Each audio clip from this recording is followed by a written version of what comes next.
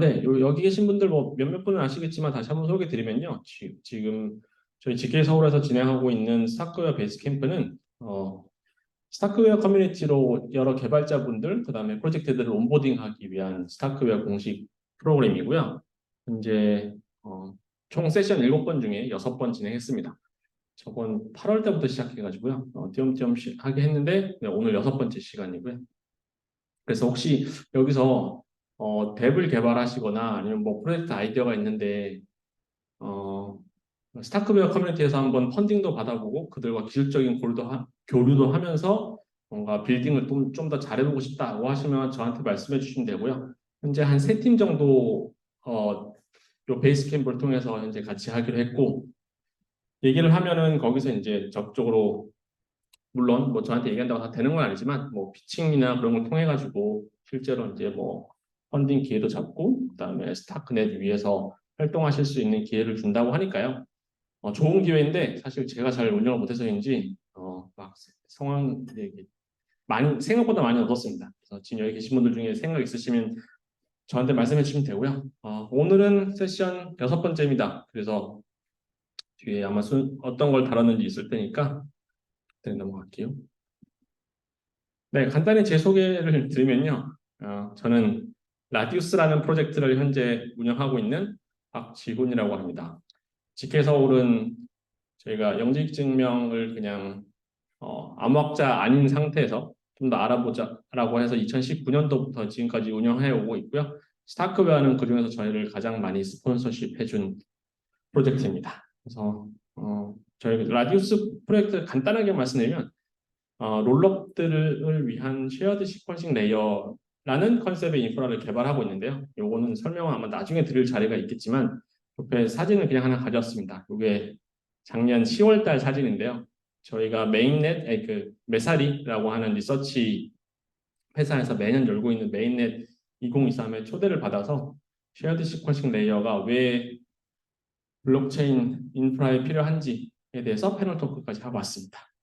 네, 그런 식으로 저희는 라디우스는 활동하고 있고 한 2년 정도 현재 이더리움과 그다음에 특히 스타크웨어 쪽에서 많이 활동하고 있습니다.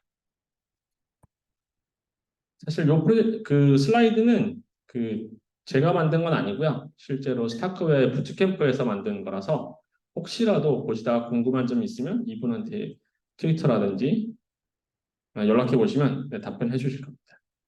네, 아니면 저한테 그냥 여쭤보면 되고요. 네, 이런 문제 있고요. 그래서 잠시만요. 요거 하기 전에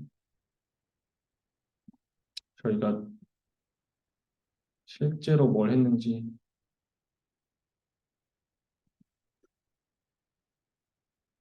네, 7주차의 자리가 있었는데 저희가 이런 과정들을 거쳤습니다.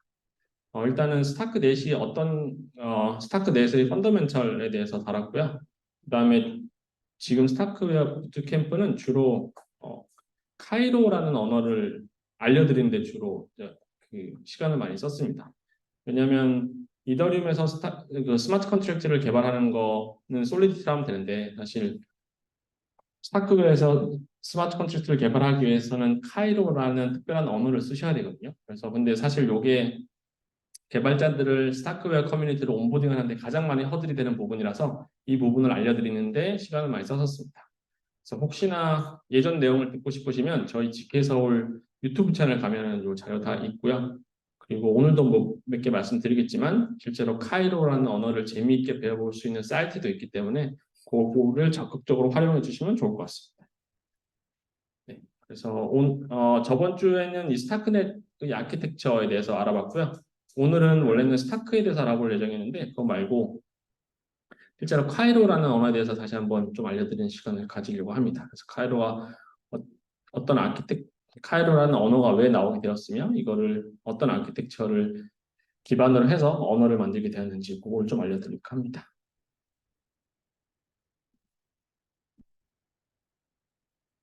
네, 그래서 오늘은 카이로 아키텍처에 대해서 알아보고요. 그 다음에 카이로라는 언어를 어떻게 디자인했는지 그 원리에 대해서 알아볼 예정입니다. 그리고 카이로 프레임워크에 대해서도 알아보고 그다음에 카이로 CPU 아키텍처라고 있는데 좀 말이 용어는 좀 어렵지만 차근차근 설명을 드려보도록 하겠습니다. 혹시 여기서 카이로 언어를 써보신 분 계실까요?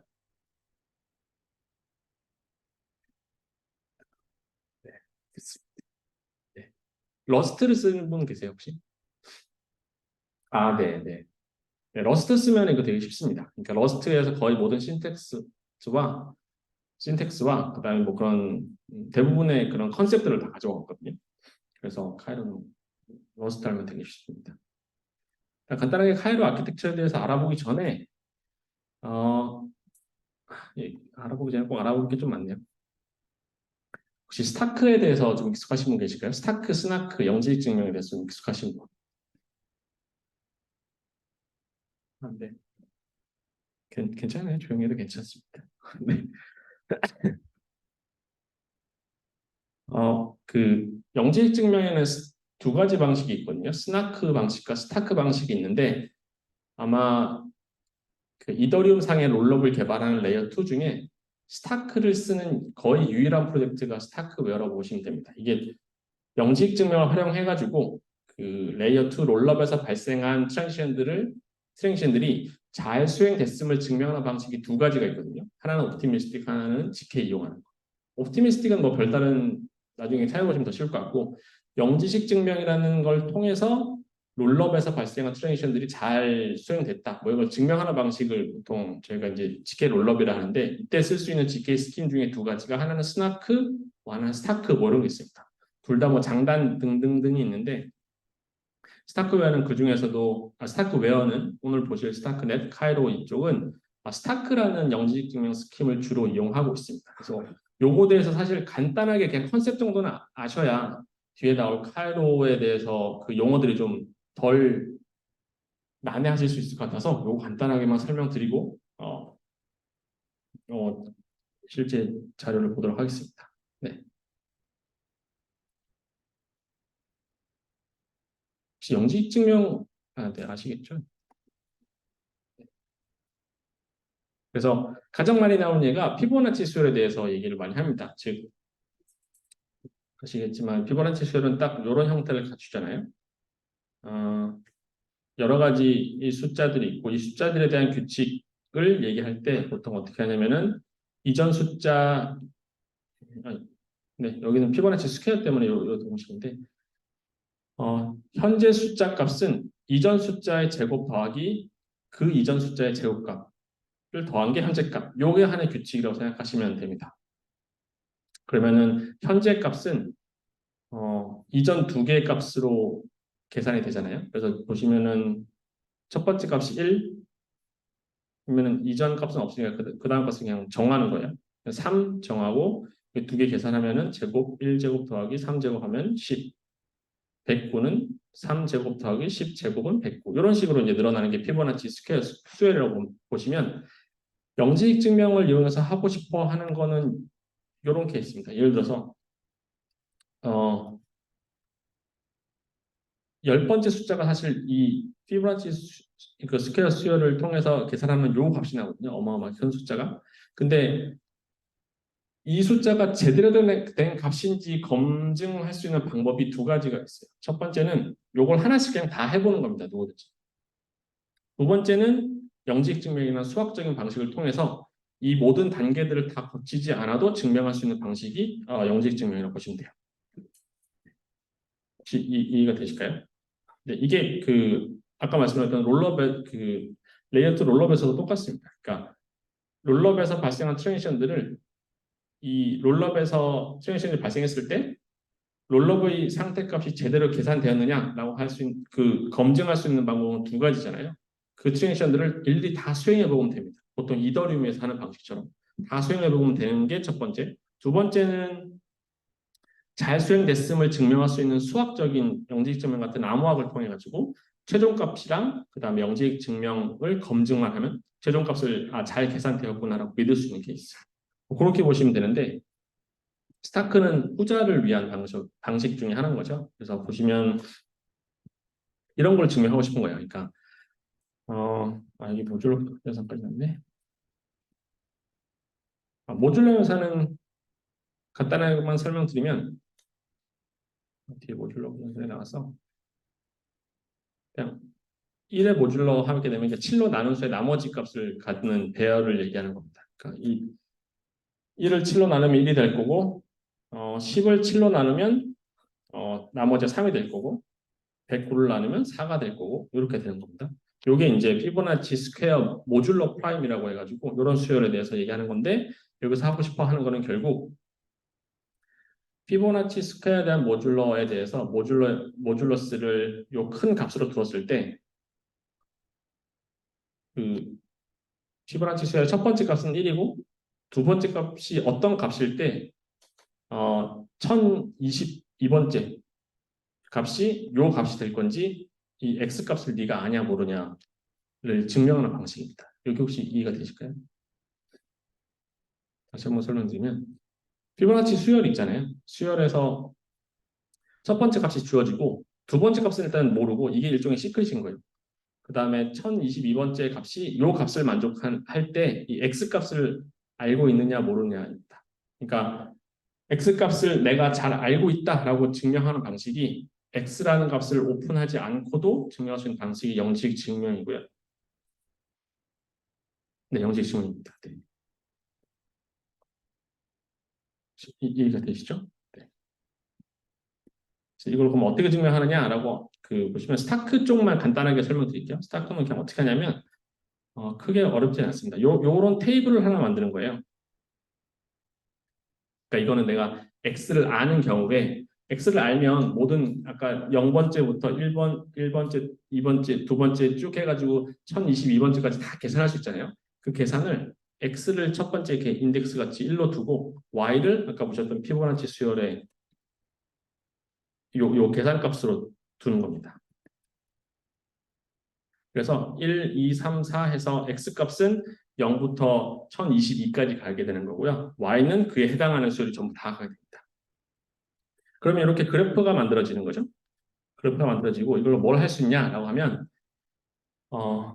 폴리노미얼 그러니까 다항식을 만드는 거죠. 그러니까 보관법을 통해 가지고 다항식을 만드는 건데 이런 다항식이 나올 수 있습니다. 그러면 fx는 y라고 하는 이런 다항식을 만들 수 있게 되는 거고요.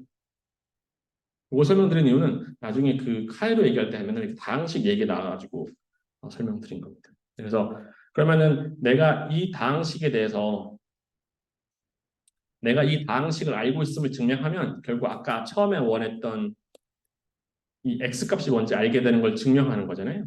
그래서 그걸 하기 위해서 이제 하는 방식이 각각의 이 값들을 쭉 다 계산하고 그 값들에 대한 다항식을 구하는 거고요.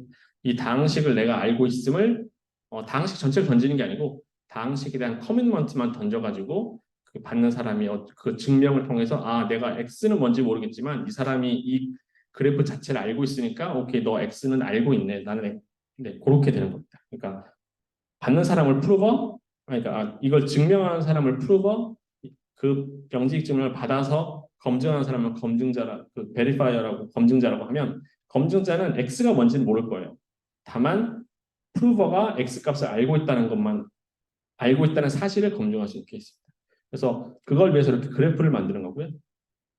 그래프를 만들 때 다만 좀 더 수학적으로 효율화하기 위해서 그래프 위에 있는 여러 가지 점들을 더 많이 이렇게 요 x가 아까는 1024였는데 여기서는 아마 8배인가로 늘릴 겁니다. 그래서 이렇게 8,192개까지의 포인트를 잡아가지고 그 포인트에 대해서 다 증명을 하는 케이스. 그렇게 보시면 됩니다.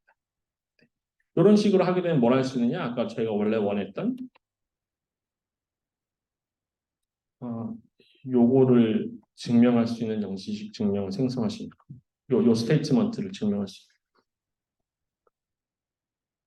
그래서 다 똑같습니다. 뭐냐면 영직 증명에서 뭐 뒤에 스타크도 나오겠지만 여러분들이 프로그램을 짜잖아요. 그 프로그램에 대해서 이렇게 이 프로그램을 다항식으로 다 변환을 해줘요. 그 다음에 다항식을 증명하는 방식으로 그 영직 증명이 만들어지거든요. 할 수 있는 방법은 뭐냐면 여러분들 프로그램을 잘 생각해 보시면 프로그램들의 변수가 있잖아요. 그리고 변수가 있고 컴파일 되면 또 그 중간에 인터미디어트라는 변수들이 있고 이 변수들의 각각의 값을 다 이렇게 프로그램이 수행될 때마다 그 트레이스라고 하죠. 값이 변경되는 걸 다 저장해 놓습니다. 이 변경되는 게 이 변경된 값들이 특정 관계에 따라서 잘 변경이 되면 결국은 나는 원래 원했던 그 내가 짰던 프로그램이 원래 그 순차적으로 잘 실행됐다. 이걸 증명할 수 있는 거죠. 그러면은 요 트레이스, 그러니까 특정 값이 어느 순간에 어떤 값이다. 요거를 가지고 다항식을 만들 수 있게 되는 거고요. 그 다항식을 아까 보셨던 것처럼 이렇게 뭐 커미니먼트라든지 그런 암묵적인 방법으로 검증자한테 증명할 수 있게 되면 여러분들은 영직 질문을 쓰실 수 있게 되는 거예요. 혹시 여기까지 질문 있으실까요?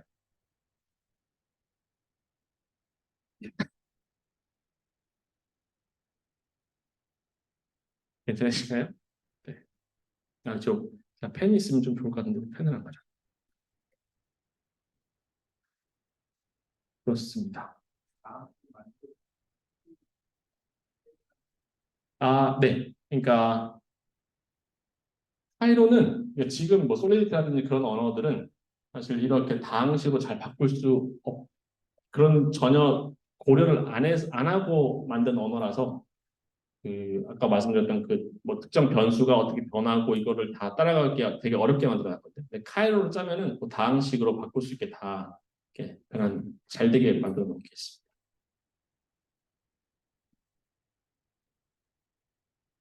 네, 요거를 간단히 아시고 자료를 한번 보겠습니다.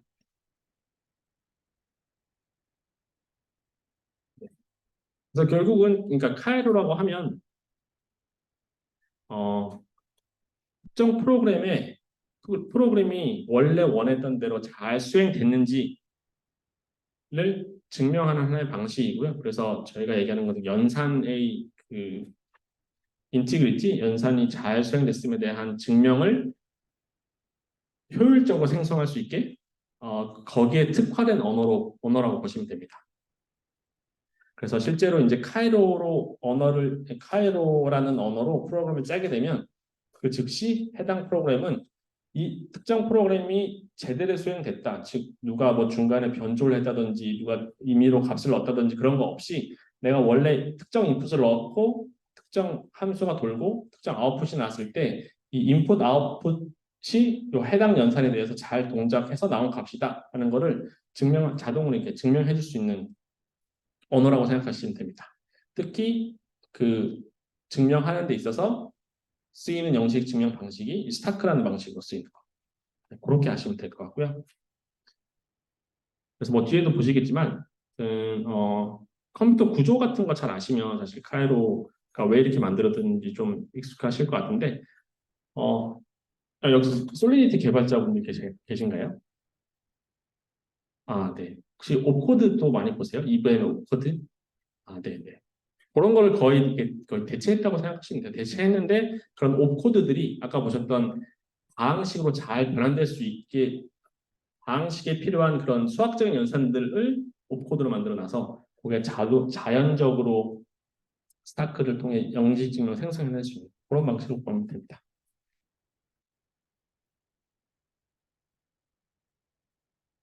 네.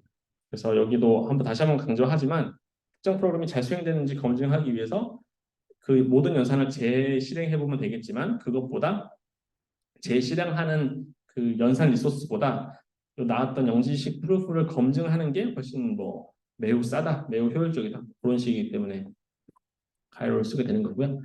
스타크 프루프를 간단히 보시면 이런 용어들을 그냥 알아두시면 좋을 것 같아요. 그러니까 첫 번째로 스테이트먼트가 있을 때 이건 뭐냐면 여러분들이 영지식 증명을 이용해서 주장하고 싶어하는 그 문장, 그러니까 주장하고 싶어하는 내용을 보시면 됩니다. 그러니까 특정 연산 보시면 될 것 같은데 여기서는 뭐 예를 들어서 뭐 X 양의 컴퓨테이션을 실제 어떤 특정 솔루션을 찾기 위해서 내가 X만큼 연산을 수행했다. 내가 제대로 수행했다라는 걸 증명하고 싶어 하면 이제 이 스테이트먼트가 올바르게 되었다는 것을 증명하는 애가 프루버가 되는 거고요. 프루버라는 애는 아까 보셨던 것처럼 카이로라는 언어를 이용해가지고 이거의 그 스테이트먼트를 증명하는 영지식 증명을 생성하게 되는 거죠. 보통 이걸 하는 역할은 그러니까 기존 블록체인에서 보면은 그냥 보통 이제 지금은 안 하지만 좀 더 효율적인 블록체인이 되기 위해서는 마이너나 밸리데이터 애들이 이제 프로버가 돼가지고 내가 특정 블록을 만들었고 이 블록이 제대로 계산되었어. 그래서 제대로 된 계산된 값으로 특정 블록 헤더가 나왔어. 이것까지 사실 영지익 증명을 생성해주면 이 영지익 증명을 받아서 다른 노드들은 사실 지금 하는 것처럼 그 모든 블록을 다시 계산해가지고 그렇게 할 필요 없이 그냥 이 프로버가 만든 영지익 증명만 검증해서 통과하면 이 프로버가 준 최신 블록을 그냥 믿고 동결시킬 수 있는 거죠. 그래서 요 스테이트먼트 프로버 베리파이어 세 가지 컨셉이 있다는 거 알아두시면 될 것 같고요. 딱 요게 사실 답니다. S0를 예를 들어 이니셜 스테이트라고 봤을 때 P를 해당 스테이트를 변경하는 일종의 함수 같은 연산을 보시면 되고 T가 이 프로그램이 가지고 있는 그 연산 그 스텝 단계로 보시면 되고 이 P와 T를 가진 P를 돌릴 때 S0를 인풋으로 가지게 되면 아웃풋은 S1이 된다. 요게 일종의 하나의 스테이트먼트로 보시면 됩니다. 여기까지 혹시 이해가 되실까요?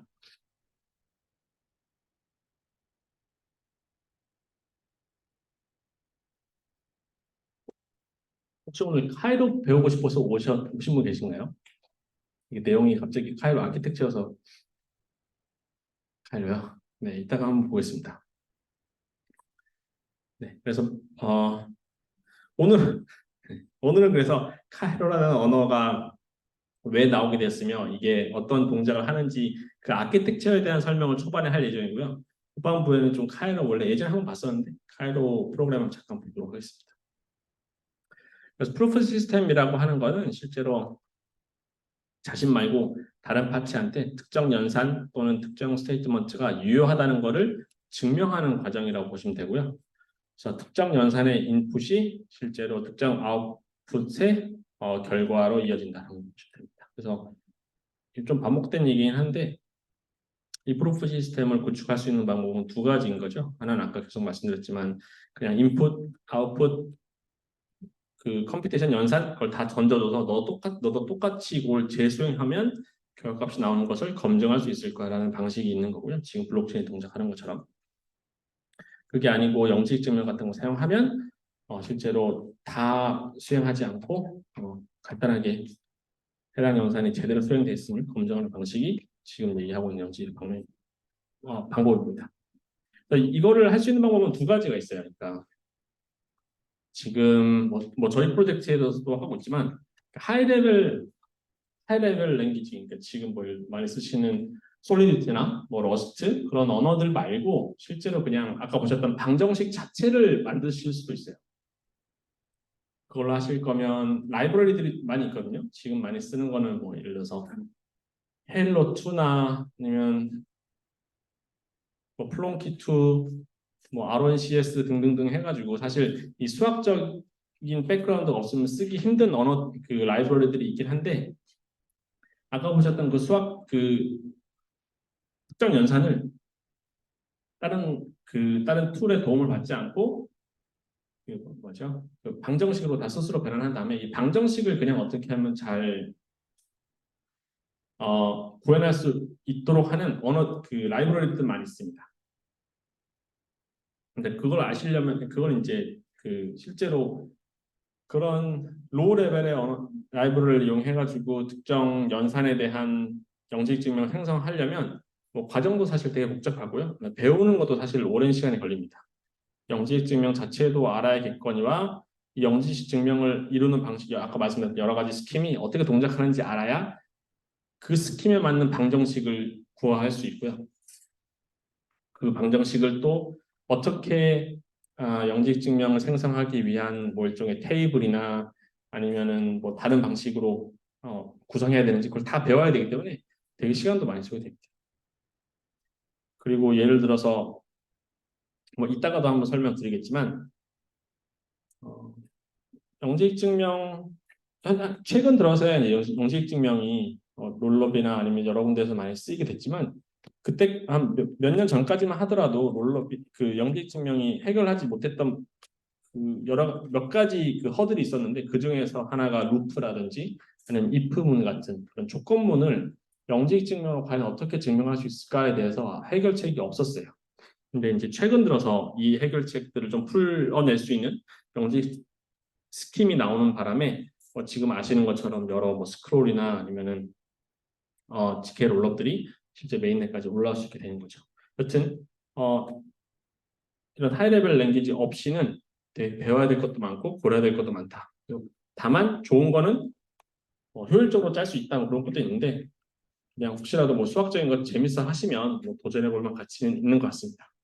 그거 말고 그냥 지금 솔리디티라든지 사실 영직 증명이 뭔지 모르는 상태에서도 이러한 영직 증명이 가져다 주는 베네핏을 충분히 누릴 수 있어야 되잖아요. 그래서 그렇게 해서 나온 언어들이 여러 가지 있습니다. 스타크웨어에서 많이 쓰는 게 카이로라는 언어고요. GK싱크에서 제가 잠깐만요. GK싱크 GK EVM이 아니고 GK VM 같은 케이스의 언어를 솔리디티가 아닌 다른 언어들로 쓰는 케이스가 많이 있거든요. 그 폴리곤 쪽에서 많이 썼던 뭐 서콤이라든지 뭐 그런 언어들도 어찌 보면 하이 레벨링 언어라고 해가지고 실제로 이 언어를 이용해가지고 영직 증명을 만들고 싶어하는 연산을 짤 때 굳이 영직 증명을 몰라도 되는 도와주는 언어들이 많이 있었습니다. 실제 프로그램 짤 때 되게 좀 쉽고요. 이따 코드 좀 보시겠지만 그리고 언어 자체적으로 빌트인 같은 함수들도 많이 있어서 여러 가지 그 연산을 구현하는데 아무래도 좀 많이 용이합니다. 그리고 아까 이 로우 레벨 언어에서 거의 지원하기 어려웠던 조건문이라든지 아니면은 리커전 같은 거 이런 것들도 언어 자체에서 지원해 주니까 사실 튜링 컴플리트한 언어들, 그러니까 프로그램들, 솔리디티에서 할 수 있는 거는 대부분 이런 영식 증명이 하이 레벨 언어에서도 다 구축할 수 있다고 보시면 될 것 같아요. 카이로도 그 중에 마찬가지입니다. 여기까지 질문 있으실까요? 네, 그래서 카이로는 스타크라는 GK 스킴에 특화해서 만들어진 언어고요. 튜링 컴플리트해서 루프라든지 뭐 여러 가지 프로그램을 짜는데 모든 필요한 요소들은 다 갖추고 있습니다. 그 이번 세션에 되게 이때까지 세션 중에서도 제일 좀 난해한 세션인데 왜냐면 모르는 용어들이 너무 많이 나왔고 그냥 저런 게 있구나 정도만 아셔도 괜찮을 것 같아요. 그래서 그냥 뭐 용어 자체가 좀 낯설더라도 그냥 이해해 주시고 넘어가면 좋을 것 같습니다. 여기 보시면 에어라는 얘기가 또 나오거든요. 뒤에도 나오지만 에어는 뭐냐면 Arithmetic Intermediate Representation이라고 보시면 돼요. 이게 뭐냐면 아까 보셨던 방정식 있잖아요.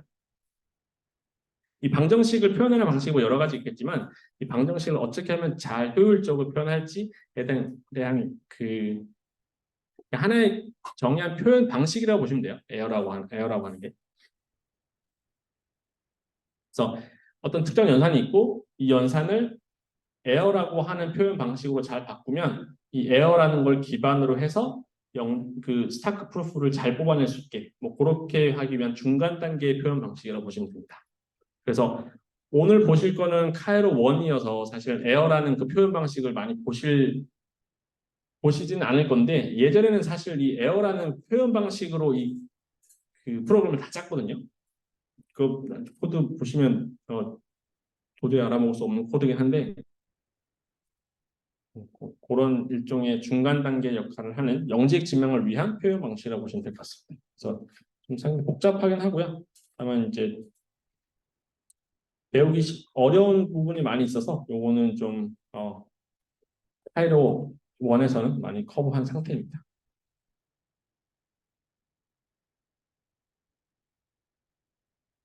그래서 결국 이제 카이로라고 하는 언어는 스타크웨어 쪽에서는 이제 프랙티컬하다고 보고 있습니다. 왜냐하면은 개발자들이 원했던 조건문이나 아니면 메모리 액세스, 펑션 콜, 그다음에 리커전 같은 걸 대부분 잘 지원하고요. 그리고 효율적이다라는 얘기도 하고 있습니다. 카이로라고 하는 언어 자체가 뒤에도 보시겠지만 뭐 빌트인이라든지 아니면 여러 툴링들이 잘 돼 있어서 개발자들이 쉽게 다가갈 수 있다는 거가 있고 마지막으로 튜링 컴플리트하다는 건 다들 아실 것 같아서 네, 여기까지입니다. 일단 카이로 가면 카이로라는 언어를 만들 때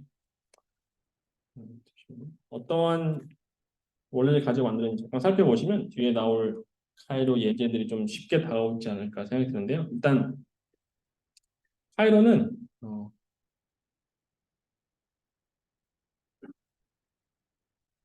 뒤에 거 설명드릴게요.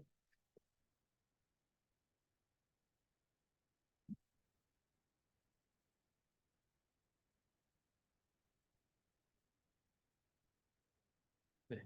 이게 스타크 설명 안 하고 이거 설명하려니까 되게 난해하긴 하네요. 네, 그래서 결국은 이제 에어라고 하는 그 표현 방식을 기반으로 해서 스타크 프로그램가 만들어진다고 보시면 되는데 에어는 결국 뭐냐면 아까 보셨던 그 다항식들 있잖아요. 그 다항식들이 어찌 보면은 여기서 뭐 constraint라고 쓰이는데 뭐냐면은 여기서 이렇게 쉽게 이해하시려면 특정 다항식에 인풋을 1 넣으면 값이 뭐 y가 뭐 나오고 이것들이 각각 있잖아요. 그러니까 뭐 x 값이 1일 때는 y 값이 10, 뭐 x 값이 2일 때는 y 값이 100. 이것들이 각각 하나의 컨스트레인트입니다. 그 제한되는 거죠. 그럼 1이 들어가면 무조건 뭐 10이 나와야 되고 2가 들어가면 꼭 100이 나와야 되고 이런 것들입니다. 그래서 에어는 이런 다항식으로 연계된 컨스트레인트를 그냥 하나로 쭉 연결해 놓은 일종의 리스트라고 보시면 돼요. 네, 그냥 표현 방식이다. 그 다항식을 표현하기 위한 표현 방식이라고 보시면 될 것 같고. 그래서 뭐 필드 엘리멘트, 뭐 파이나이트 엘리멘트, 뭐 필드 이런 말을 많이 쓰긴 하는데 이거는 그냥 아까 보셨던 그 다항식의 컨스트레인트를 효율적으로 생성하려면 이 아까 x 값에 그냥 일반적인 수를 때려 넣는다고 해서 효율적으로 바뀌지 않아요. 여기서 그 x 값에 넣을 수 있는 값들은 일종의 그 이런 필드 같은 특정 조건을 만족하는 수 그룹이 있습니다. 걔네들로 이 x 값을 채워 넣어야 나중에 x, y 이 컨스트레인트를 잘 증명할 수 있는 방식이 되거든요. 그래서 뭐 필드, 뭐 파이널 필드 뭐 이런 얘기 나오면 그냥 다항식에서 쓰일 수 있는 수들이 아무거나 쓰일 수 있는 게 아니고 특정 그룹의 수만 쓰일 수 있거나 그래서 그냥 거기서 인풋 값, 아웃풋 값으로 쓰일 수 있는 값들이 좀 제한이 되어 있거나 뭐 그 정도로 아시면 될 것 같아요. 그런 게 있고요. 그래서 보시면 보셨던 그 기존의 프로그래밍과 카이로가 어떻게 다른지 한번 간단히 살펴보고 있습니다. 그래서 보통 저희가 얘기하는 컴파일러, 뭐 여기서는 트랜슬레이터라고 하는데 여러분들이 하이레벨 언어를 짜시면 이게 결국은 컴퓨터에서 돌아가야 되잖아요. 그러면 보통은 그냥 일반적인 시스템 같은 경우는 프로그램을 짜면 그래서 뭐 윈도우나 아니면은 맥 같은 케이스는 실제로 해당 프로그램이 돌아가야 되는 거는 밑에 깔린 하드웨어니까 하드웨어에 잘 동작할 수 있게 해당 프로그램을 바꿔줘야 되거든요. 바꿔주려면 뭐냐면 이 하드웨어는 예를 들어서 레지스터가 있고요, CPU가 있고요, 뭐 등등 있는데 이 하드웨어를 잘 조작할 수 있는 방식으로 해당 프로그램을 바꿔줘야 되는 거예요. 그게 바로 여기 앞에서 보시는 것처럼 컴퓨터 프로그램을 익스큐터블한 바이너리 방식으로 바꾸는 겁니다. 즉 어셈블리 같은 케이스. 그래서 프로그램이 아무리 복잡해도 예를 들어서 뭐 레지스터 1번이랑 레지스터 2번이랑 더하고 그러니까 하드웨어 관점에서 보면요. 레지스터 2번이랑 뭐 레지스터 3번을 곱하고 메모리 액세스가 필요하면 메모리 1000번째 있는 걸 가져오고 뭐 이런 것들을 다 프로그램을 변경시키는 그런 케이스입니다. 그러니까 이런 관점에서 보시면 카이로도 사실 이더리움도 마찬가지죠. 이더리움 여러분들이 아시는 그 이더리움 버추얼 머신 같은 케이스도 여러분들이 솔리드를 짜서 컴파일하게 되면 이 컴파일에서 나온 그 프로그램은 이더리움 버추얼 머신에서 아까 보셨던 것처럼 그 오코드 방식으로 해서 수행할 수 있도록 다 변경해 주는 케이스가 되겠죠. 카이로도 마찬가지입니다. 카이로도 뭐냐면 카이로의 목적 자체가 영지식 증명 즉 스타크 프루프를 잘 뽑아내기 하기 위함이기 때문에 여러분들이 카이로로 프로그램을 짜시면 컴파일러를 통해서 에어라는 방식으로 다 변경이 됩니다. 그러면 이제 에어를 가지고 아까 보셨던 것처럼 그 영지식 증명을 다 효율적으로 뽑아낼 수 있게 되는 거죠. 그래서 이런 방식으로 트랜슬레이터가 카이로로 짠 프로그램이 바뀌게 된다는 걸 아시면 뒤에서 나올 좀그 접근 방법이 좀 이해가 되실 수 있습니다. 어, 요거는 뭐냐면 그러면은 이제 프로그램을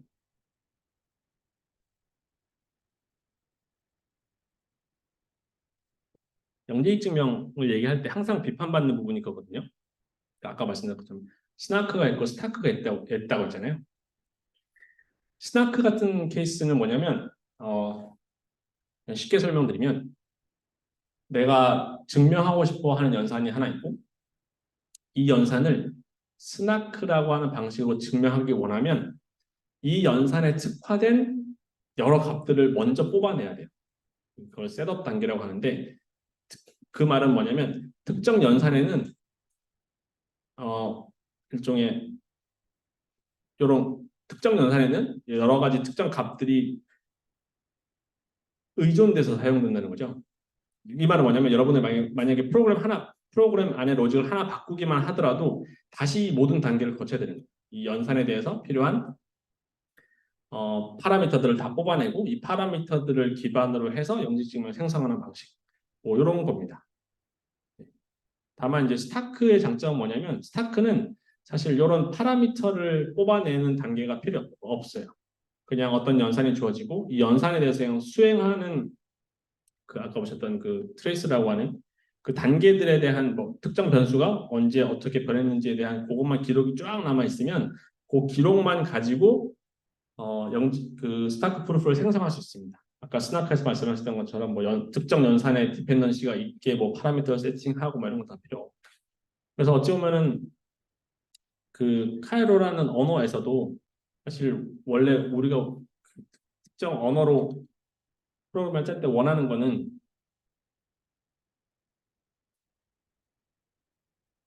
해당 프로그램이 뭐 어떻게 동작하든지 상관없이 밑에 뭐랄까요 특정 연산에 필요한 여기서 같은 그 여기 스타크 프루프 같은 경우는 위에 연산이 뭐가 올라가든지 간에 밑에 어, 밑에 프루프를 뽑아내기 위한 아키텍처는 변하지 않는 게 제일 좋잖아요. 그래서 여기서 보시는 것처럼 혹시 컴퓨터 구조를 아시는 분이 계시면 이해하기 쉽겠지만 특정 연산을 위해서 이런 칩 하나를 일부러 그 특정 연산마다 칩을 이렇게 새로 생성하고 막 그런 단계가 아니고 카이로에서 원래 원했던 바는 어떤 카이로 프로그램이라도 카이로가 가지고 있는 그 기반의 그 프레임워크에서 뭐 어떤 카이로 프로그램이든 프로그램을 생성할 수 있게 그렇게 만들었다고 보시면 됩니다. 설명이 계속 꼬이긴 하는데 그래서 여기서 얘기하는 게 뭐 폰노이만 아키텍처라고 나와 있는 케이스가 그냥 어, 카이로라는 언어를 구성할 때 필요한 게 뭐 인풋, 그다음에 아웃풋, 메모리라는 컨셉 가져오고 그다음에 실제로 CPU에서 동작하는 특정 연산들을 정해놓고 여기서 보시는 이 아키텍처는 그 스타크 프루프를 뽑아내기 위해 최적화된 아키텍처라고 보시면 되고요. 이 아키텍처를 기반으로 위에서 만든 카이로 프로그램을 다 컴파일 시키겠다 뭐 그런 컨셉입니다. 그러면은 이 CPU 요 아키텍처 하나만 있으면 위에 카이로가 어떤 프로그램이 나와도 컴파일만 여기 이 CPU 구조에 맞게 해주면 스타크 프루프를 얼마든지 뽑아낼 수 있게 되는 거잖아요. 그래서 그런 컨셉이 있고요. 이 말을 한 이유는 뭐냐면 이따 카이로 프로그램 보시면 뭐 메모리 쪽, 무슨 인풋 뭐 이런 얘기가 종종 나오기 때문에 이러한 하부 구조를 가지고 언어를 만들었다라고 보시면 좀 더 쉬울 것 같습니다. 그래서 원래는 그냥 뭐 여러분들이 아시는 것처럼 뭐 C++라든지 뭐 여러 가지 하이 레벨 언어를 사용하실 때 사실 밑에 하드웨어가 어떤 식으로 구성되어 있는지 전혀 신경 안 쓰고 쓰시잖아요. 컴파일러에서 그냥 그것까지 다 알아서 해주니까. 근데 카이로는 그렇게까지 그 앱스트랙트 레벨이 높진 않고요. 밑에 영직 증명을 잘 생성할 수 있는 이런 구조를 고려해가지고 어느 정도 개발자가 고려해서 짜낸다는 것 같습니다.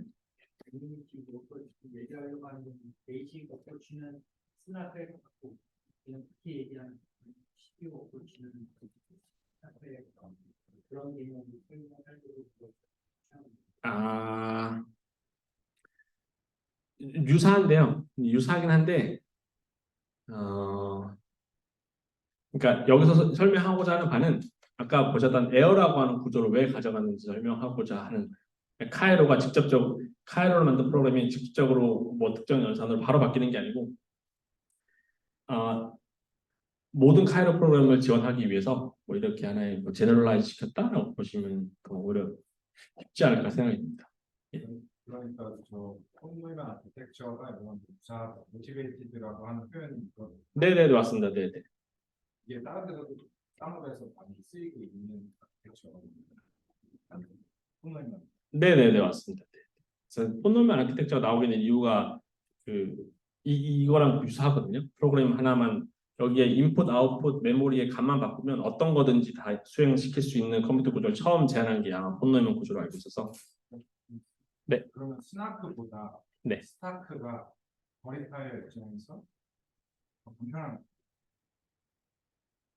어떤 스타크가요? 아니면 그 스나크는 만약에 내 구조가 바뀌면은 버리파이를 해야 되는 세트가 XY 세트가 다 바뀌어야 된다. 네네네. 그렇습니까? 네. 근데 뭐 프로그래밍 변경은 자주 있는 거예요. 그러니까 매번 그걸 반복을 해야 되고 있을 수가 있는데 스타크는 그냥 구조만 가지고 있으면 버리파이는 내가 원하는 아무 랜덤 수정을 안 해줘서 그런 것이다. 네네네. 네. 그렇게 보셔도 됩니다. 네. 네. 네, 그 스타크가 부산에 빠진단 말이죠.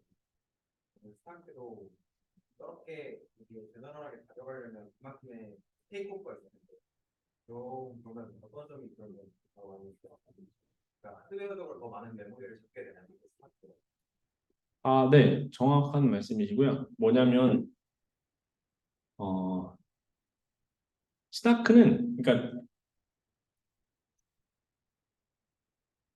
이게 제가 제 펜이 있으면 좀 편한데 네. 그걸 따졌을 때 인정하는 그 같은 시간이 있으면 네.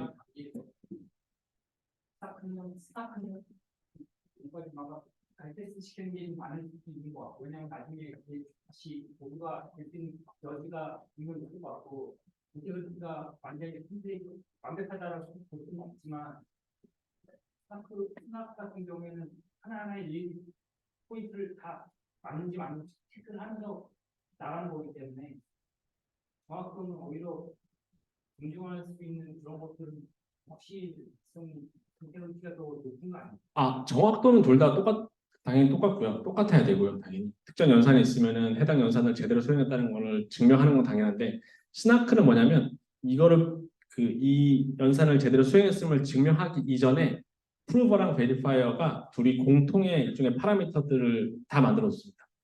둘이 이 파라미터를 이용해가지고 내가 증명할 테니 나중에 검증할 때 이 파라미터를 이용해서 검증하면 돼. 이렇게 되거든요. 그 말은 뭐냐면 증명해야 되는 값이 증명하는 그 프루프 값이 매우 작을 수 있어요.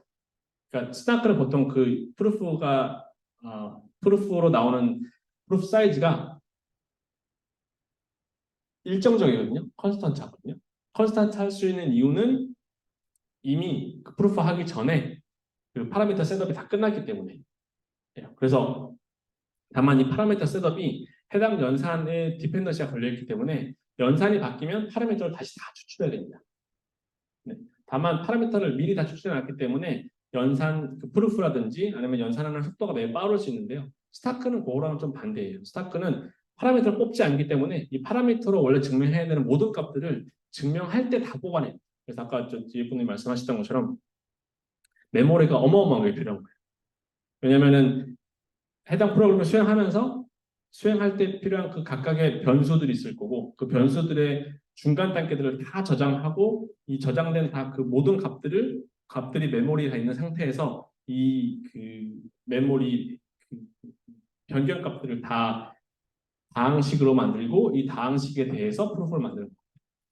이게 트레이드 오프가 있습니다. 그래서 스타크 같은 경우는 그래서 프루프 사이즈가 매우 크고요. 그리고 연산이 커지면 커질수록 스타크에서는 프루프를 검증하는 시간이 오래 걸립니다.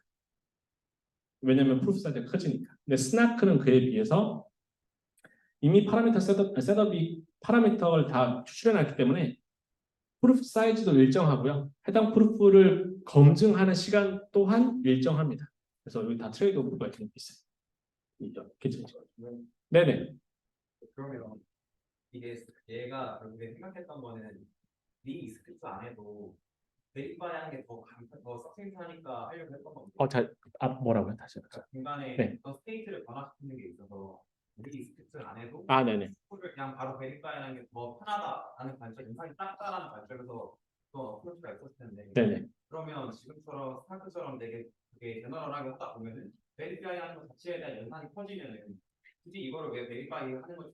차라리 리스크하고 빨리 넘기는 게 낫죠. 네네네, 맞습니다. 네. 근데, 그러니까, 말씀 정확하시고요. 그러니까, 연산의 크기에 따라서 이 프루프, 그러니까 스타크로 얻을 수 있는 서싱트 레벨이 달라질 수 있어요. 그래서, 복잡할수록, 그, 스타크로 얻을 수 있는 그 검증자 입장에서 연산을 얻을 수 있는 그 효율성이 많이 커지거든요. 그래서, 다만, 여기서는 그냥 리익스큐트를 통해서 하려면 결국은 내가 인풋값, 아웃풋값 다 넘겨줘야 되는데 프루프 그 영지 증명을 통해서는 인풋값 중에서 감추고 싶을 수 있는 거는 감출 수 있는 거고요. 프라이버시 측면에서는 또 약간 좀 장점이 있게 되겠죠. 그래서 예전에 했던 제가 한 2018년도인가 17년도인가 테스트했을 때 보통 많이 하는 게 머클트리 만들어 가지고 그런 짓 많이 하잖아요. 머클 루트를 내가 제대로 계산했음을 왠지 영직 증명으로 증명하고 싶어서 한번 계산을 해봤더니 이게 뎁스가 한 몇십 이상이 안 되면 리익스큐트가 훨씬 더 낫고, 그러니까 이게 리익스큐트를 하면 결국 검증자 입장에서 스마트 컨트랙트에서 돌려야 되잖아요. 스마트 컨트랙트에서 발생하는 가스피가 그냥 머클트리에서 발생하는 그 해시 값들을 다 일일이 계산하는 게 프루프를 계산하는 것보다 더 쌌었어요. 그래서 그 말은 머클트리 그 연산이 많이 복잡해야 검증자 입장에서 얻을 수 있는 연산 효율이 훨씬 더 크다. 뭐 그런 게 있어가지고 네, 그런 것도 있었습니다. 네, 또 질문 있으실까요? 감사합니다. 질문해 주셔서. 네, 그래서 그러면 이제 카이로가 결국은 이런 CPU 같은 폰노이만 어프로치를 통해 가지고 카이로 언어를 만들었다고 치면 어떤 장점을 얻을 수 있느냐 생각해 보시면 될 것 같은데 첫 번째로 부트로딩 할 수 있다는 겁니다. 이게 뭐냐면 아까 말씀드렸던 것처럼 폰노이만 구조가 이득을 볼 수 있었던 게 어떤 사람이 특정 프로그램을 짜고 만약에 또 다른 사람이 똑같은 프로그램을 실행시키고 싶을 때 그 프로그램이 그냥 특정 메모리에 있으면 바로 메모리를 호출해가지고 쓸 수 있도록 유연하게 동작하는 게 폰노이만 방식이잖아요. 여기도 마찬가지예요. 여기도 특정 내가 연산이 있고 이 연산에 대한 해시값을 떴더니 특정 해시값이 나왔어요. 그럼 이 해시값과 특정 프로그램은 어딘가에 저장돼 있습니다. 거에 저장돼 있고 누군가가 이 똑같은 연산을 수행하고 싶을 때 이 프로그램 자체를 실제로 그 스타크넷에 또 디플로이 할 필요 없이 이 해시값만 알면 이 연산을 수행시켜 주세요라고 요청할 수 있다. 뭐 그런 케이스로 보시면 될 것 같습니다. 이게 이해가 잘 되실지는 잘 모르겠지만 그래서 사실 카이로 언어에 보면 그 카이로로 프로그램을 짜고 뭐 디플로이 하고 하면 제가 무슨 앱 해시인가 뭐 그런 게 뜰 거예요. 그게 뭐냐면은 내가 그 카이로로 짠 스마트 컨트랙트 내에 기존에 원래 지금 스타크넷에 그 특정 해시값을 가지고 있는 연산이 이미 저장되어 있으니까 그걸 가져다 쓰겠다 뭐 그런 컨셉으로 보시면 될 것 같습니다. 그래서 요게 이런 부트로딩이 가능했던 이유는 이런 아까 보셨던 폰노이만 구조를 통해 가지고 CPU처럼 동작하게 카이로를 만들었기 때문에 가능하다. 그런 걸 보시면 될 것 같고요. 네. 두 번째는 아까 보셨던 것처럼 그 스타크 프로프를 뽑아내기 위해서 하나의 CPU 구조를 가져갔기 때문에 이 CPU 구조에 맞게 프로그램들이 다 컴파일되면 여러 프로그램들이 하나의 프로프로 다 검증되게 할 수 있는 게 있습니다. 이게 아까 보셨던 스타크랑은 조금 다른 케이스죠. 그런 것도 있고요. 그리고 여러 가지 있겠습니다만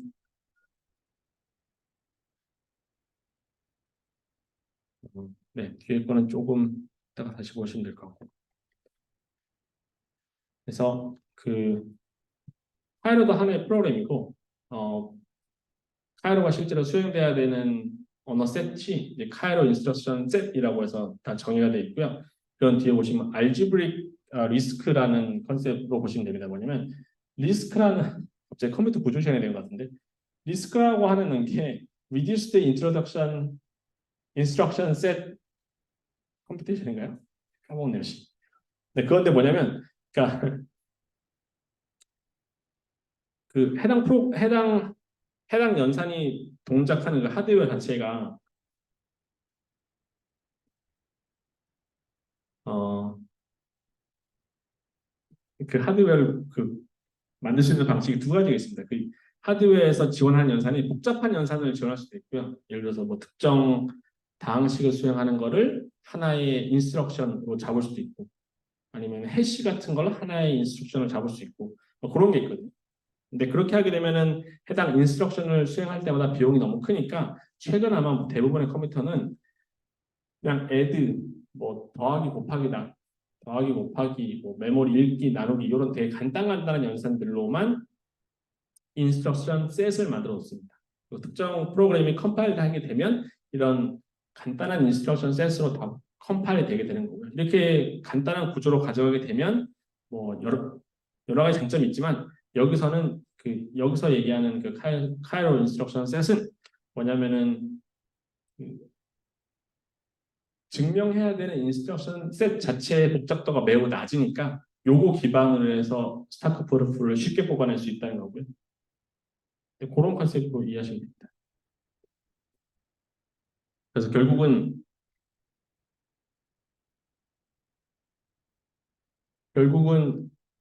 인스트럭션 셋 자체들이 하나의 인스트럭션에서 다루고자 하는 그런 이 인스트럭션이 이제 연산이 복잡하지가 않으니까 결국 이 인스트럭션이 잘 수행됐음을 증명할 때 리소스가 좀 적게 들 수 있다. 뭐 그런 컨셉으로 해서 리스크의 컨셉을 가졌다고 보시면 되고요.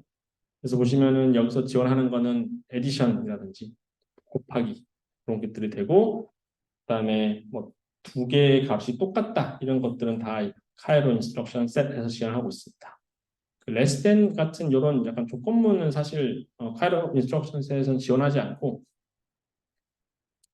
지원하지 않는데요. 그 이유는 뭐냐면 이거 less than을 지원하기 위해서 필요한 뭐라 그러죠?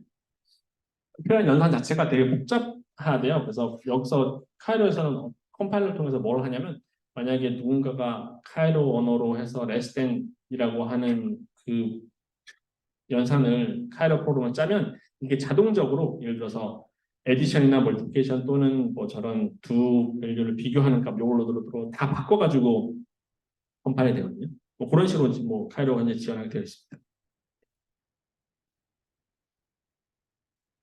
그래서 사실 이런 것들은 어, 카이로 인스트럭션 셋을 통해서 프로그램을 만들면 매우 비싼 리소스가 들기 때문에 카이로에서는 특이하게도 빌트인이라는 기능들을 제공하고 있습니다. 이게 뭐냐면 실제로 어,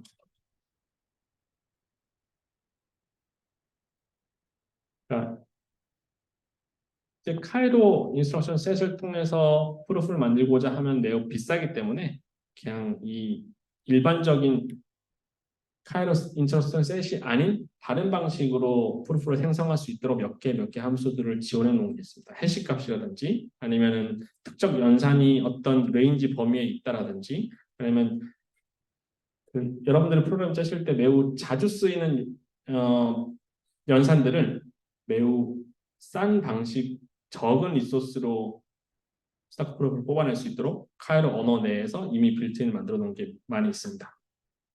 이런 거 활용하시면 좀 더 적은 비용으로 프로프를 뽑아낼 수 있게 되는 거고요. 보시면 뒤에도 몇 개 나올 텐데 잠시만요.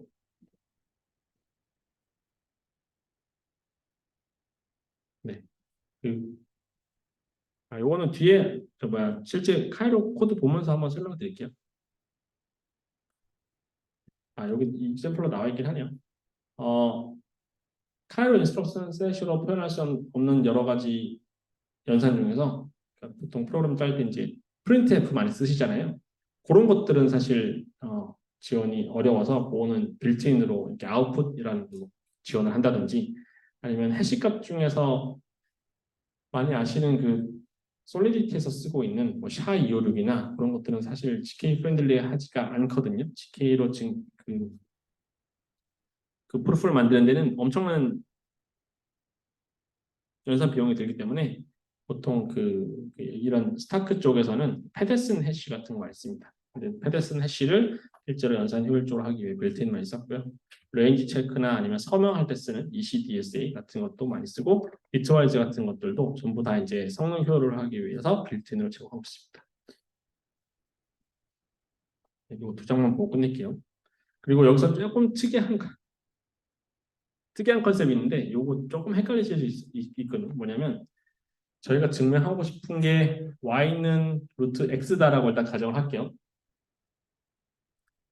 근데 이제 이 루트 값이 사실은 루트로 계산하는 게 연산이 좀 복잡해서 그 연산을 영지익 증명화시키면 비용이 너무 크거든요. 어찌 보면은 아까 그 리익스큐트 시키는 것보다 프루프 생성해서 검증하는 비용이 막 엄청 효율적이지 않을 수도 있어요. 그래서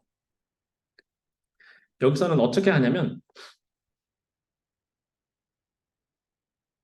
넌 디터미니스틱한 방법을 씁니다. 뭐냐면 디터미니스틱하다는 건 인풋은 하나고 인풋이 하나면 아웃풋은 무조건 하나. 이 케이스를 보시면 되고요.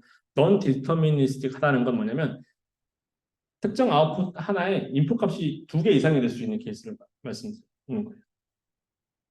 뭐냐면 y는 루트 x라는 걸 증명하기 위해서는 요 식을 바꾸면 y 제곱은 x 요걸 만족하면 되거든요.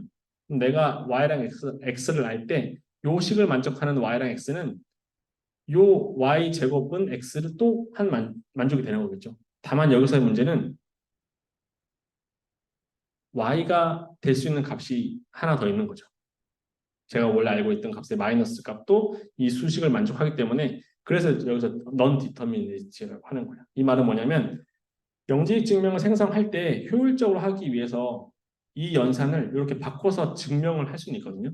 다만 이게 원래 우리가 원했던 디터미니스틱한 방법이 아니고 non 디터미니스틱한 방식이 되기 때문에 이 non 디터미니스틱하다는 거를 그러면 어떻게 프로그램에서 잘 증명할 수 있을까에 대한 일종의 에디션이 필요하게 되는 거죠. 그러니까 추가적인 뭔가 필요하게 되는 거죠.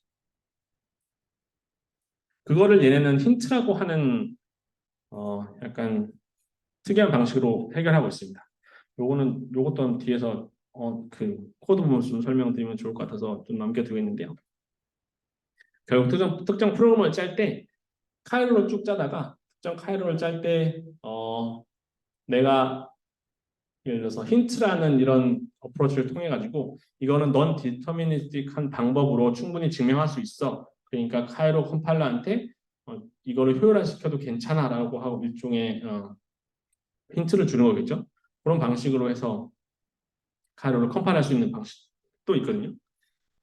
변종 같은 느낌이 한데, 네, 그런 방식으로 이제 카이로를 짤 수 있습니다. 다만 카이로 현재 나와 있는 카이로 1이고요. 카이로 0 때는 이 힌트라든지 넌 디터미니스틱한 방식을 프로그래머가 다 알아서 처리해 줬어야 돼요. 근데 지금 카이로 1에 나왔을 때는 아마 이 힌트랑 넌 디터미니스틱 방식은 그 카이로 언어 자체에서 다 커버해 주는 거라서 크게 신경은 안 쓰셔도 되는 걸로 알고 있습니다. 다만 이런 컨셉이 있구나 정도만 아시면 될 것 같아요.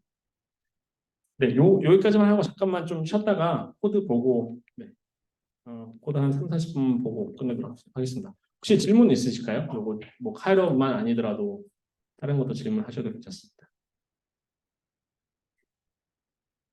네, 말씀해 주신 스타트에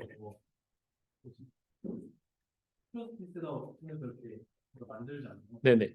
스타트에서는 그게 필요가 없어서 이렇게 증명 풀이나 이런 거 하고 하셨는데 내용이나 네네. 그런 스타크를 사용하는 이유는 어떤 점을 스타크요? 아니면 스나크요? 그런 스나크가 그런 게 단점인데 스타크는 이제 실제로 필요가 없으니까 네네. 그걸 통해서 더 얻을 수 있는 장점이 어떤 게 있어요? 얻으시는 장점이요. 스나크 대신 스타크를 사용해야 하는 이유나 그런 게 그러니까 보통 뭐 이러한 그 제너럴한 스마트 컨트랙트를 지원하는 뭐 예를 들어서 블록체인을 만든다고 했을 때 개발자들은 다 그냥 스마트 컨트랙트를 다 디플로이 하잖아요. 근데 스나크를 이용해서 이 스마트 컨트랙트의 그 인티그리티를 증명하려면 해당 스마트 컨트랙트마다 누군가가 다 트러스트 셋업을 돌려줘야 되잖아요.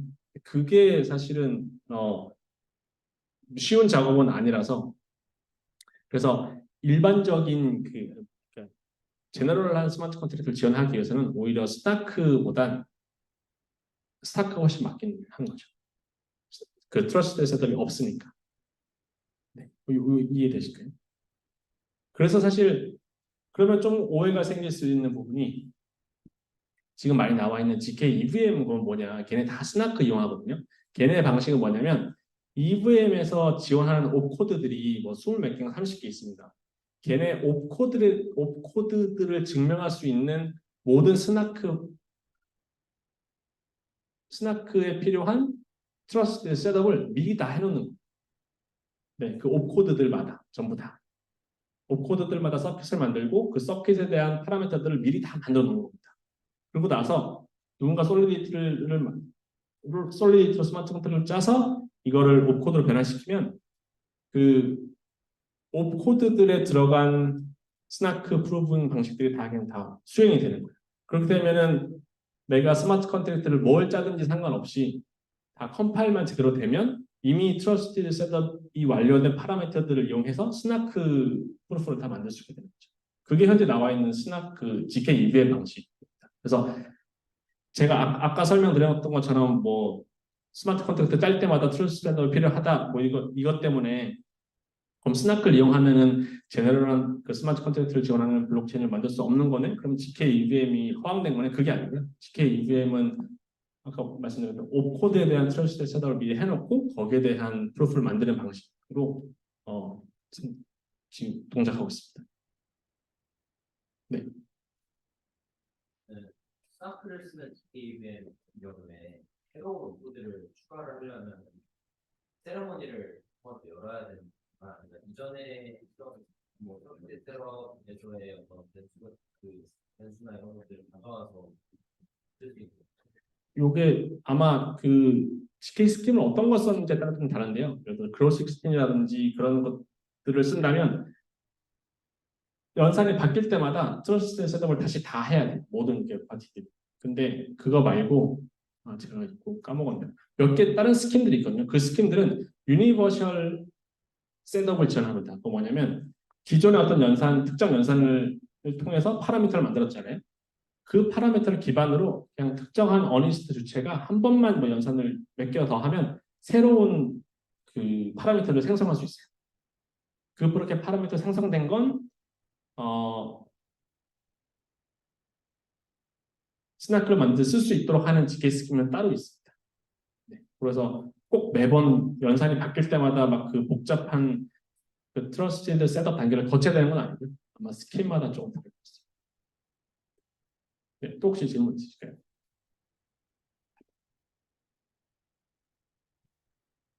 네, 그러면 10분만 쉬었다가 네, 다시 진행하겠습니다.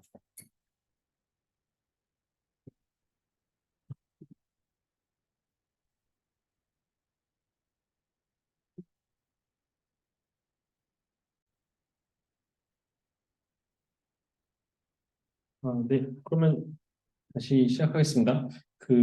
아마 이게 베이스캠프를 처음부터 쭉 들어오셨으면은 지금 말씀드리는 내용이 그렇게 막 어색하진 않으셨을 것 같은데 아마 처음 오신 분들도 계시고 카이로 쪽에 익숙하지 않으신 상황에서 제가 카이로 아키텍처 설명드리니까 약간 좀 원했던 내용이 아니실 수 있을 것 같아서 약간 좀 죄송스럽게 생각하고요.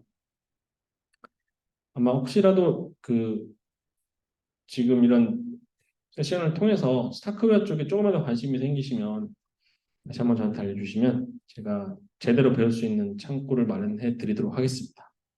몇 개 그냥 제가 아는 매체를 몇 개 던져드리면 첫 번째로 오셨던 분들은 매번 들으셨을 건데 중복해서 말씀드려도 양해 부탁드려요.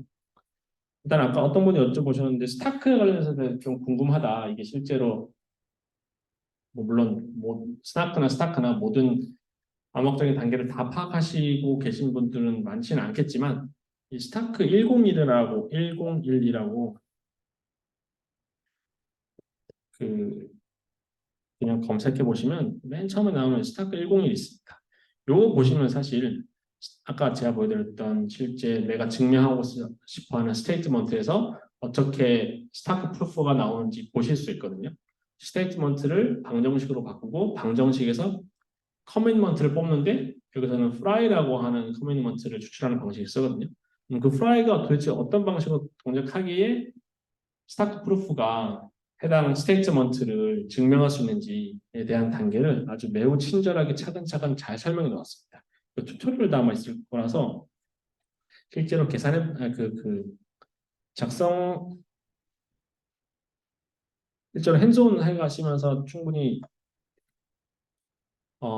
감을 잡으실 수 있는 컨텐츠라서 매우 추천드립니다. 그래서 스타크 궁금하시면 보시면 되고 여기 보시는 것처럼 이 트레이스라고 하는 게 결국은 아까 말씀 내가 증명하고 싶어하는 연산에 대해서 해당 변수들이 어떻게 변했는지 다 적어놓는 거 있잖아요. 다 적어놓은 걸 하나의 방정식으로 바꾸고 이 방정식을 fry라고 하는 방식으로 어떻게 이렇게 줄여가면서 프로필을 만드는지 그런 거를 매우 친절하게 설명해 놓은 게 스타크 101입니다. 그래서 이거 보시면은 훨씬 더 쉽게 이해하실 수 있을 것 같아서 한번 보시기를 추천드리고요. 그래서 오늘 원래 좀 더 그 카이로 뭐 프레임워크 이런 거 막 나가려고 했었는데 나가다간 안 될 것 같아서 원래 기존에 봤던 컨텐츠 몇 개 보고 끝내도록 하겠습니다. 이건요.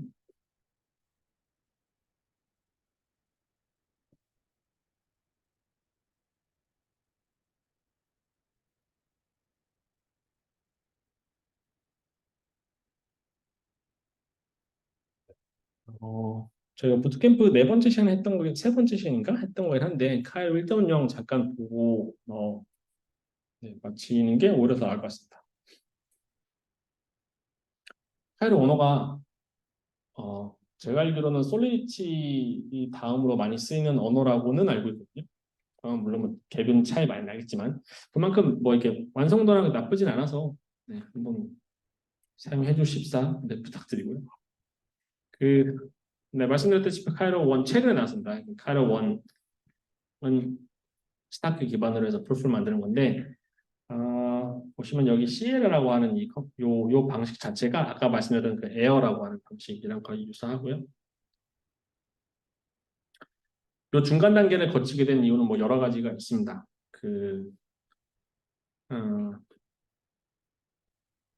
여기 오셨으니까 그거 하나만 설명드리면 원래 프루프를 생성할 때 필요한 값들이 인풋, 아웃풋, 그다음에 연산이거든요. 근데 카이로 0 버전에서 해결을 못했던 부분이 인풋이 인밸리드한 게 들어왔을 때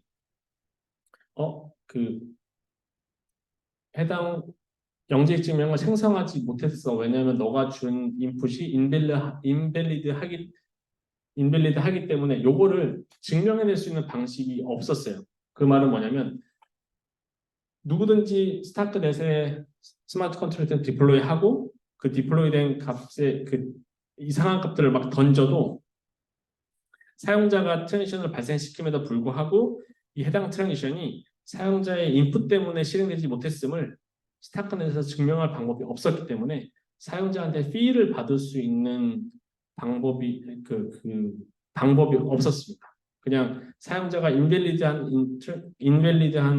인풋을 던지면 스타크넷 서버 측면에서는 그걸 실컷 수행하다가 어느 순간 프루프를 생성하지 못한 걸 발견하고 그냥 리소스만 낭비하고 땡 처리되는 뭐 그런 게 있었어요. 근데 카이로 1에서는 어떻게 그걸 해결했냐면 사용자 측에서 카이로 언어를 실제로 수행해서 수행된 그 트레이스만 스타크넷 쪽으로 보내게 되는 거고요. 이 트레이스 내에 이 트레이스라고 하는 게 카이로 프로그램을 수행시켰을 때 변환되는 변환 방식인데 시에라라고 하는 방식으로 인해서 이 인풋 값이 인밸리드 해도 프루프를 생성할 수 없는 이유가 너의 인밸리드한 인풋 때문이야라고 하는 증명할 수 있도록 이 표현 방식을 만들어냈거든요. 그래서 이제 스타크넷 측면에서는 실패한 트랜지션에 대해서도 피를 매길 수 있게 됐기 때문에 어쩌면 좀 더 안정적인 시스템을 구축할 수 있는 근거가 됐습니다. 그러니까 카이로 1.0에서 가장 큰 변화라고 하면 저희가 얘기하는 리버티드 된 트랜지션에 대해서 피를 매길 수 있는 영지식 그 프루프 스킴을 만들었는 거 그런 걸로 보시면 될 것 같고요. 그래서 이런 시에라 표현 방식이 스타크넷 그 서버로 넘어오면 이걸 다시 컴파일해서 카즘, 그러니까 카이로 어셈블리라는 언어 방식, 그 표현 방식으로 바뀌고 이 어셈블리가 실제로 스타크넷에서 스타크 프루프 그 생성할 때 아까 보셨던 CPU 아키텍처에서 이 어셈블리 CPU 아키텍처에 맞게 이 어셈블리가 생성이 되는 거죠. 그래서 그렇게 돌리면 어떠한 스마트 컨트랙트든지 단일의 스타크 프루프로 생성할 수 있게 되는 그런 컨셉입니다. 요게 지금 보시는 요게 아까 보셨던 그 피보나치 스퀘어 말고요. 피보나치 A2는 A1 플러스 A0 그건데 하나도 이게 분석이 가능하실지 모르겠네요. 이게 카이로 0대의 프로그래밍이었습니다. 네. 근데 사실 이게 아까 보시는 시에라 아니면 에어 같은 표현 방식이에요. 근데 사실 이렇게 자르면 아무도 안 짜겠죠. 그래서 나온 게 이게 카이로 1.0입니다. 방식은 러스트가 익숙하시면은 쉽게 아실 수 있고 아까 보셨던 그 처음에 일단 필드라는 값, 그러니까 영지식 증명을 생성하기 위해서 쓰는 수 체계 중에 하나가 여기서는 그 필드 엘리멘트 252비트를 기본으로 사용합니다. 그래서 나중에 카이로로 짜여진 언어를 보실 때 이거 펠트 뭐 이용이 나왔을 때 뭐 당황하지 않으셔야 되고요. 보통 그 프로그램을 짤 때 쓰이는 뭐 인티저 정도로 보시면 될 것 같습니다. 그래서 그런 값들로 피보나치라고 하는 함수를 선언할 때 A, B, N에 대해서 이제 파라미터를 넣어주고 아웃풋 값은 뭐 펠트 EOE로 나오게 된다. 그리고 이 함수 바디는 뭐 이 N에 대해서 N이 0이면 A 값을 리턴하게 되는 거고 그 이외에는 다시 리커시브하게 피보나치 함수를 호출하는데 B, A 플러스 B 요 값을 하나 더해서 그 다음 거, 그 다음에 N-1 남은 스텝 수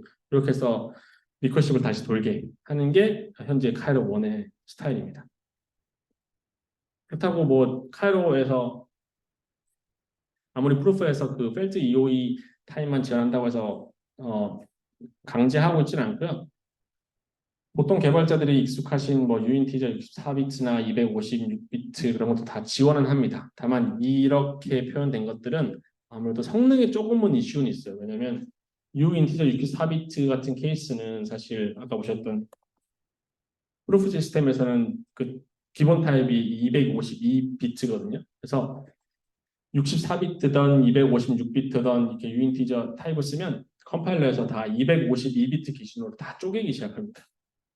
그래서 64비트하면 상관없겠지만 256비트 같은 그런 큰 수들을 이용하기 시작하면 펠트 EOE 두 개를 이용해가지고 표현한다든지 그렇게 되기 때문에 연산 자체의 스텝수가 늘어나고 그렇게 되면 프로프로 커지는 거죠. 어떤 그런 게 있지만 개발자 친화적으로 이런 타입들은 지원하고 있다. 이런 걸 아시면 될 것 같고요. 그리고 루프가 사실 가장 이슈였어요. 아까 보셨던 카이로 제로에서는 이 루프를 지원하지 않았습니다. 그래서 만약에 여러분들이 여기 이상하게 이렇게 고투 방식으로 쓰긴 했는데 루프를 다 풀어 헤치셨어야 돼요. 근데 그 카이로 1에서는 그렇지 않고 루프라는 지시어를 통해서 이렇게 바디를 만들어주면 요거를 브레이크가 걸릴 때까지 다 루프를 돌게 됩니다. 물론 컴파일하게 되면 이거 다 풀어 헤쳐가지고 내부적으로 다 생성해주지만 개발자가 봤을 때는 그냥 이렇게 사용하시면 루프를 쓰실 수 있게 되는 거고요. 여기서부터는 아마 러스트를 아시면 조금 편하실 내용이긴 한데 트레이트, 그러니까 보통 개발자 언어로 따지면 인터페이스 같은 것도 선언해서 쓸 수 있습니다. 그래서 컴바인이라고 하는 트레이트를 만드는데 이거는 T라고 하는 타입을 가지고 T라는 타입이 여기 이런 컴바인 함수를 T 타입의 A와 B를 파라미터로 가지고 아웃풋도 T다. 뭐 이런 식으로 정의해 놓고 이 컴바인 트레이트를 실제로 구현하는 것들을 받아들이고 뭐 그런 식으로 한 제너릭한 프로그래밍도 현재 카이로에서 지원하고 있습니다. 네, 그런 것도 지원이 되어 있고요. 네, 이거 전부 다 아마 러스트 쪽 언어로 하시면 좀 더 쉬우실 것 같고 그래서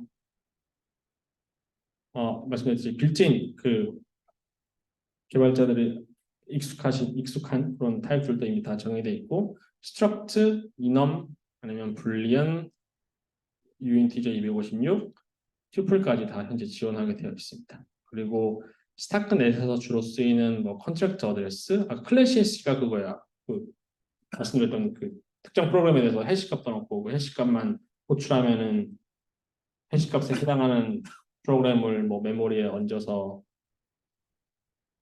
그 CPU 아키텍처에서 수행해서 프루프를 만들어내는 그런 방식이 쓰이는 게 클래시 해시가 있고 뭐 스토리지 어드레스 이런 타입들도 전부 다 스타크넷 위에 스마트 컨트랙트를 짜기 위해서 다 지원하고 있습니다. 네. 그거 잠시만요. 이거 말고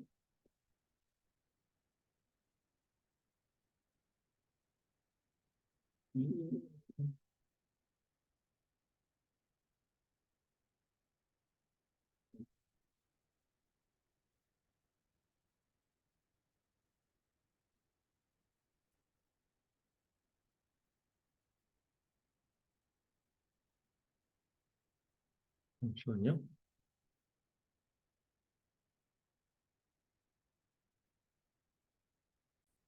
네, 간단한 예제를 보여드리려고 했었는데 마땅히 보이는 게 없어서 요거 그냥 간단히 코드를 설명드릴게요. 아마 ERC20를 카이로로 짠 그 현재 플랜인가 거기서 짠 게 아마 있을 텐데 대충 이런 식으로 스마트 컨트랙트 짠다고 보시면 됩니다. 아까 보셨던 것처럼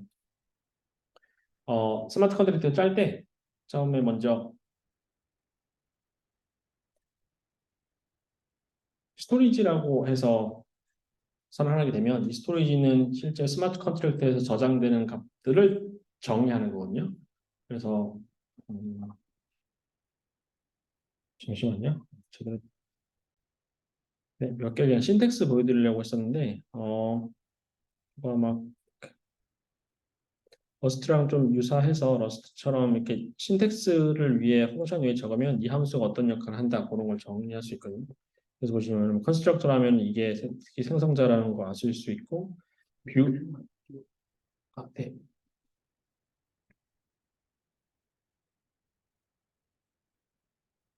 네.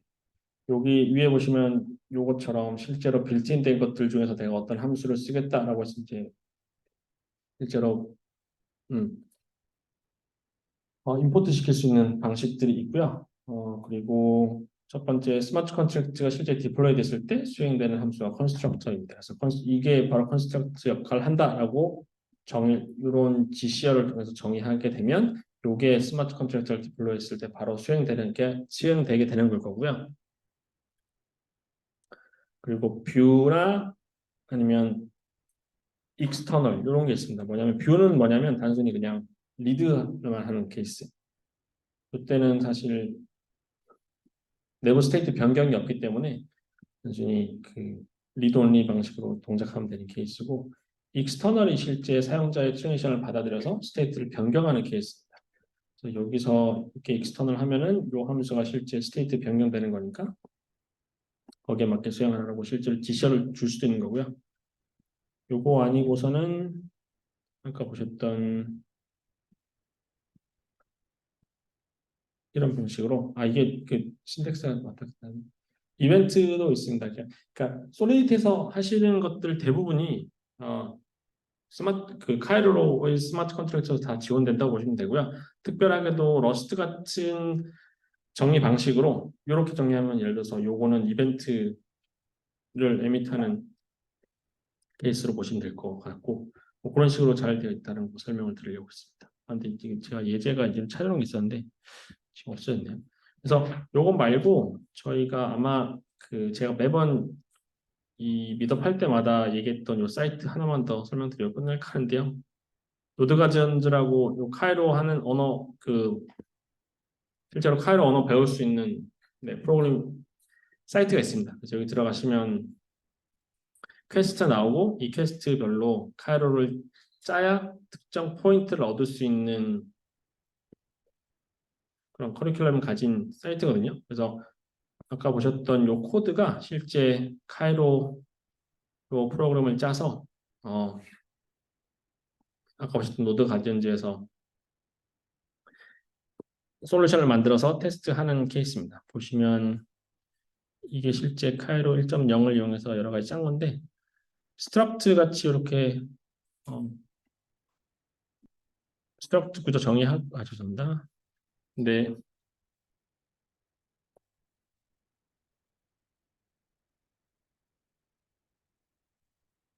네, 스트럭트 정의할 수 있고요. 그러면 스트럭트 정의할 때 러스트 언어처럼 해당 스트럭트에 대한 카피라든지 드랍을 실제 또 추가할 수 있고, 그다음에 이넘도 지원합니다. 그래서 탤런트라는 이넘을 통해서 이렇게 변수를 지정할 수 있게 되는 거고요. 아까 보셨던 인터페이스, 트레이트 같은 케이스도 실제 카이로 언어에서 생성하고 요거를 기반으로 해서 프로그램을 짤 수 있도록 또 해놨습니다. 대부분 러스트 신텍스를 대부분 가져왔기 때문에 아마 러스트 알고 계시면 쉬울 것 같고요. 특별한 건 사실은 딱 보셔도 없죠. 그러니까 네, 매우 쉽게 잘 돼 있음을 느끼실 수 있을 것 같습니다. 어레이도 답니다. 지원이 되고요. 그리고 어레이에 대해서 특별한 인덱스를 가진 값들을 접근할 때도 이런 식으로 쓰면 되고요. 루프 돌리는 방식도 이렇게 돌리면 됩니다. 루프 씌워서 조건들 달아서 브레이크 달고 그다음에 if문 통해 가지고 값들 수정한 다음에 컨티뉴 통해서 루프 도는 그런 케이스도 다 일반적으로 다 지원되고요. 그러면 네. 그럼 프라이빗 인풋에 대해서는 따로 명시적으로 필요하잖아요. 아니면 모든 값이 디폴트가 프라이빗 인풋. 스타크넷에서는 프라이버시는 현재 제공하고 있지 않습니다. 네. 오해 많으신 분들, 많은 부분이 약간 지키려고 한다고 하니까 프라이버시 뭔가 있을 것 같긴 한데, 스타크넷은 그래서 자신들을 밸리디티 롤업이라고 부르거든요. 프라이버시는 제공 안 하고요. 스케일러빌리티를 위해서만 GK를 쓰고 있습니다. 아마 나중에 추후에 지원할 계획이라고 하는데, 지금 당장은 아마 그런 경우는 없을 것 같고, 만약에 해당 스마트 컨트랙트에 대해서 프라이버시 같은 게 필요하다라고 하면은 그거는 자체적으로 또 다른 영직 증명 로직을 짜서 스마트 컨트랙트에서는 해당 프루프를 검증하는 코드만 넣고 그다음에 프라이버시 같은 경우는 그 밖에서 처리해서 올려야 프라이버시를 위한 스마트 컨트랙트를 스타크넷 위해서 짤 수 있는 걸로 알고 있습니다. 네. 제가 나중에 코드는 참고할 수 있는 코드는 ERC20 코드 있는데 제가 링크는 따로 디스코드에 올려놓겠습니다. 그거 참고하시면 좀 더 편하시지 않을까. 혹시 질문 있으실까요?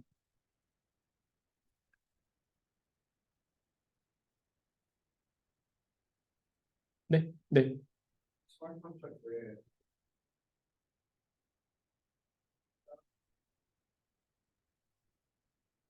하이로로요? 네, 네, 맞습니다. 다른 프로그램도 짜도 되고요. 그러니까 그리고 그 카이로 프로그램에 대해서 프루프를 생성해 줄 수 있는 프루버 그거를 따로 돌리면 꼭 스타크넷이 아니더라도 지금 얘기했던 것처럼 명시 증명 생성하는 코드는 다 짤 수 있습니다.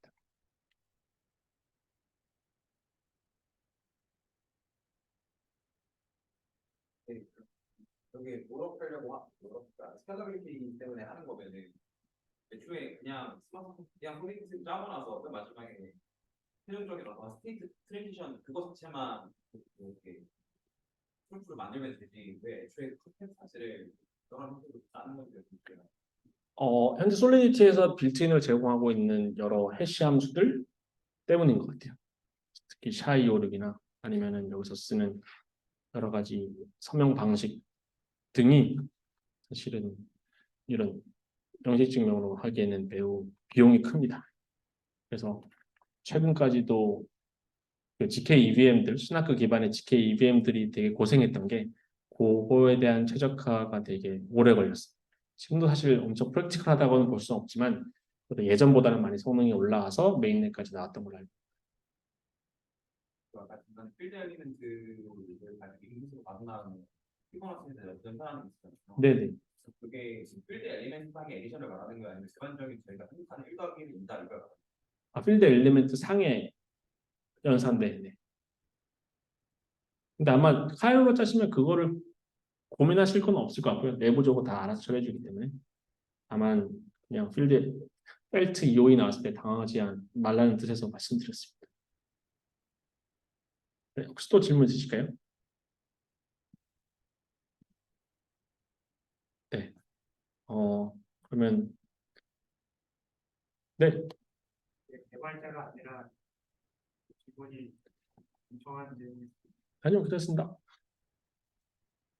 그러면 스타크 진영에서 어떻게 보면 고생을 해서 이렇게 안정화를 시켜놨던 건 한가지. 스타크 진영에서 어느 정도 수준까지 따라왔건 일단은 그 부분이 궁금합니다. 스타크가 어디까지 따라가나가죠?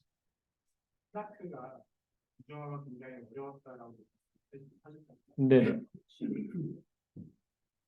그런데 스타크는 그런 부분들을 빠르게 해결할 수 있다는 뉘앙스를 하죠. 네네. 그렇다고 한다면 앞으로 결정 방향이 있어서 스타크가 더 빠르게 스타크보다 안정화가 가능한 건지 그리고 왜 그렇게 안정화가 이미 됐다라고 한다면 스타크를 왜 스타크웨어를 써야 하는지가 되게 궁금하거든요. 질문이 제가 정확하지 않아요. 네, 아닙니다. 최대한 어떻게 답변해야 되지? 어,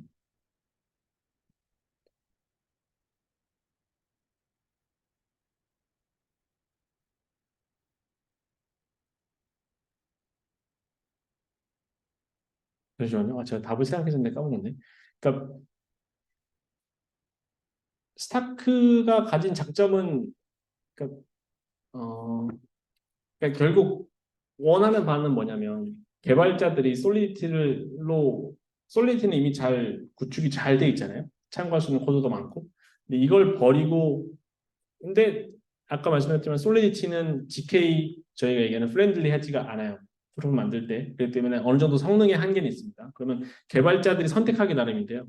솔리디티를 가져가되 성능을 좀 포기하느냐 아니면 새로운 언어를 배워서 새롭게 다 모든 스마트 컨트롤을 짜고 오디팅 비용까지 다 내가면서 안정화를 자체적으로 다시 시킬 것이냐에 대한 선택일 것 같거든요. 근데 솔리디티를 버리고 새로운 언어로 카이로 같은 새로운 언어로 와서 프로그램을 짜기 시작하면 그 비용을 많이 들겠지만 뭐 이런 퍼포먼스 측면에서는 확실히 GK EVM 같은 케이스보다는 지금 GK VM이 아무래도 성능이 훨씬 나을 수밖에는 없겠죠. 그러니까 GK EVM 같은 케이스는 어쩔 수 없이 솔리디티와의 컴패티빌리티를 위해서 성능을 포기했다고 하면 GK VM은 컴패티빌리티를 포기하고 퍼포먼스를 택한 케이스거든요. 그래서 답변이 됐을까요? 아니면 저도 지금 말 잘못한 것 같기도 하고.